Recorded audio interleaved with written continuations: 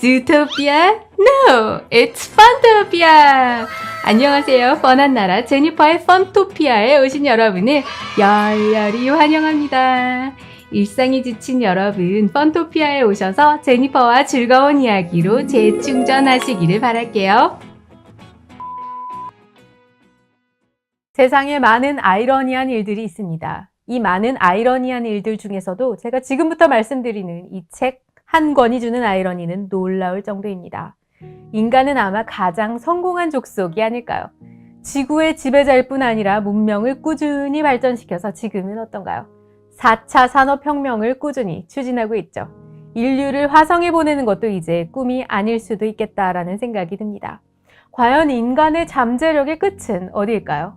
하지만 이 책은 시종일관 인간을 내내 부정적으로 묘사하고 있습니다. 과연 인간이 쓴 책이라면 이럴 수 있을까요? 또한 이 책의 대부분은 40여 명이 넘는 유대인에 의해서 쓰여졌습니다. 하지만 400쪽 분량이 넘는 1000개 이상의 구절에서 유대인을 공격하는 글로 도배되어 있어요. 아니, 이게 유대인이 쓴 책이 맞나요? 이 책이 무슨 책인 줄 아시나요? 맞습니다. 이 책은 3개 대륙에 걸쳐 1800년이 넘는 기간 동안 40여 명의 저자에 의해서 쓰여진 성경입니다. 많은 사람들은 이 책을 신뢰하지 않죠. 세상에서는 이 책이 수메르 신화를 베꼈다느니 고대 바벨론 기록을 참고했다느니 하는 이야기들이 꾸준히 존재하고 있습니다. 세상의 아이러니 중에 하나는 많은 사람들은 이 책을 신뢰하지 않지만 누가 신뢰하나요? 가장 지혜로운 존재 중에 하나인 루시퍼. 이 루시퍼는 이 책을 철저하게 신뢰하고 이 책에 맞춰서 자신의 계획을 세워갔다는 사실입니다. 루시퍼가 이렇게 한 이유는 뭘까요? 성경은 반드시 이루어지는 예언의 책이기 때문입니다. 모세오경에도 96개의 예언이 발견되었죠. 참고로 코란의 114개의 장에는 단 한 개의 예언도 있지 않습니다. 그리고 이 예언들 중에 상당수는 여자의 후손, 즉 메시아에 대한 예언들입니다. 그렇다면 여기에 딜레마가 있습니다. 예언은 공개됐다는 거죠. 그런데 이 예언은 강력한 능력을 지니면서도 가장 악랄하게 이 예언의 성취를 막으려고 하는 루시퍼에게도 공개된 거예요. 루시퍼는 무슨 수를 써서라도 메시아 왕국을 좌절시키려고 하는 존재죠.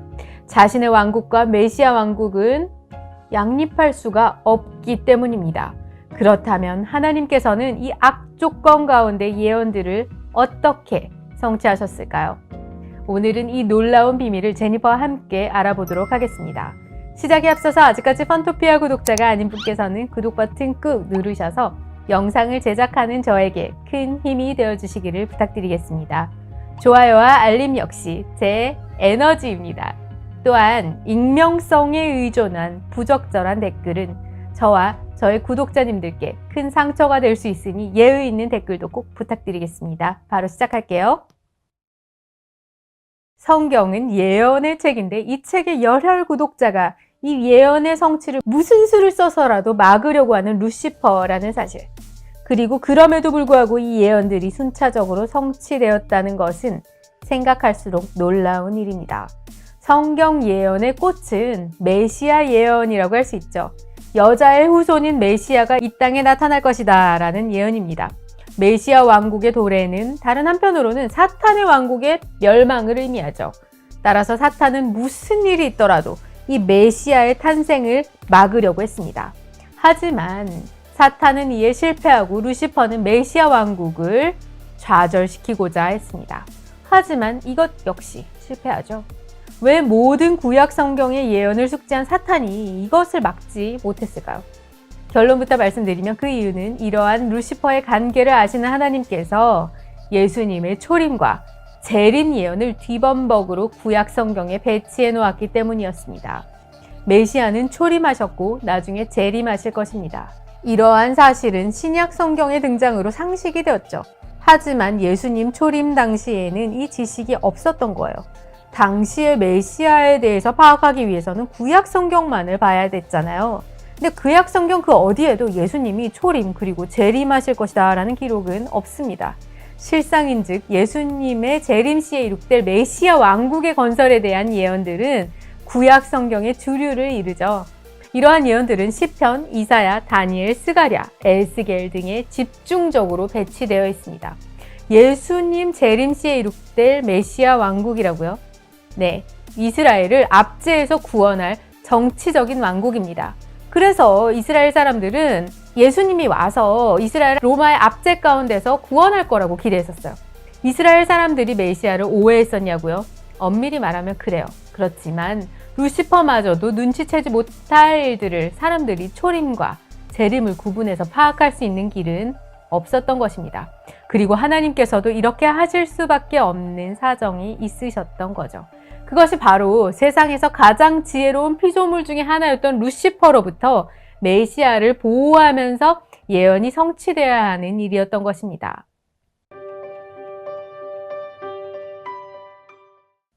당시 유대인의 거의 100%가 메시아를 정치적인 지도자로 생각했어요. 세례 요한까지 그렇게 생각했으니까 다른 사람들은 사실 말할 나위조차 없죠. 세례 요한은 누구입니까? 예수님께서 여자 중에 태어난 이 중에서 이보다 큰 자가 없다 하고 극찬했던 인물이죠. 그런 그는 하나님으로부터 예수가 메시아다라는 계시를 받아요.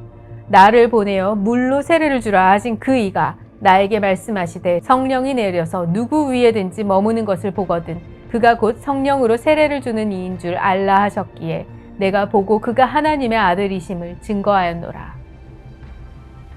그런 그조차 예수의 행적을 보고 그가 과연 메시아인지 의심스러웠던 거예요. 그는 제자들을 예수님에게 불러서 물어요.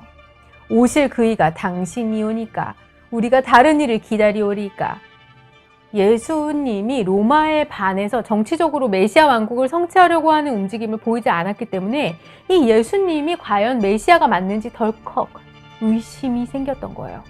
이런 이스라엘인들의 모습은 심지어 예수님께서 부활 승천하실 때까지도 나타납니다. 예수님의 승천 직전에도 그의 제자들은 주께서 이스라엘 나라를 회복하심이 이때니까 라고 물었던 것입니다. 하나님의 계시를 직접 받은 세례 요한 그리고 예수님의 직계 제자들조차도 이런 질문을 했을 정도였으니까 구약 성경을 받은 거의 모든 유대인들이 예수님을 정치적인 지도자로 여겼던 것은 어찌 보면 당연한 일이에요. 그리고 루시퍼 또한 그렇게 생각을 했던 것이죠. 여기에 하나님의 지혜와 신비가 있는 것입니다. 곧 예수의 초림은 고난받는 메시아, 바로 그 자체였습니다. 하나님께서는 루시퍼의 눈을 가리면서도 이 사실을 분명히 성경에 적시하고자 했죠. 그 결과는 고난받는 메시아는 구약 곳곳에 예언이 되어 있고 특히 시편 및 이사야 53장에 두드러지게 예언되어 있습니다. 이 중 시편 말씀은 시편 기자가 자신의 처지를 하나님께 호소하는 형식이어서 이 말씀이 예언이라는 것은 이게 예언인지를 성취가 된 다음에야 사람들이 알게 되는 것입니다. 그 똑똑했던 루시퍼까지도 시편 말씀들이 메시아 예언이라는 것은 예언이 성취된 다음에 알았던 것이죠. 이와 같이 하나님은 루시퍼의 눈을 가렸던 것입니다. 예컨대 다음과 같은 말씀들이 있습니다. 저희가 쓸개를 나의 식물로 주며 갈할 때에 초로 마시웠사오니 내가 내 모든 뼈를 셀 수 있나이다. 저희가 나를 주목하여 보고 내 겉옷을 나누며 속옷을 제비 뽑나이다. 개들이 나를 에워쌌으며 악한 무리가 나를 둘러 내 수족을 찔렀나이다. 그 모든 뼈를 보호하시며 그 중에 하나도 꺾이지 아니하도다. 다음으로는 대표적인 고난받는 메시아 예언은 이사야 53장 말씀입니다. 몇 구절을 살펴볼게요.